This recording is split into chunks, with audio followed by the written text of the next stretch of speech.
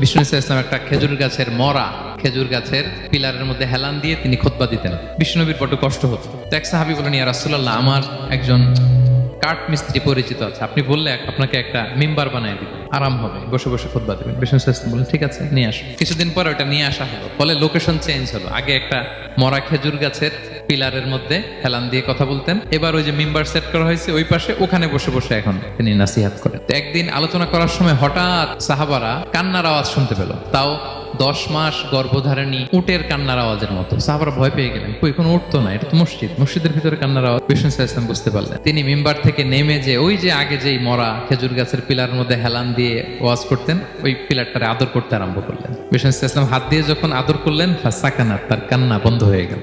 আজ ওই জায়গাটা চিহ্নিত করা আছে। এটাকে বলে মসজিদে নববীতে আল উস্তুয়ানাতুল হান্নান। হান্নান মানে কাঁদে এমন পিলার।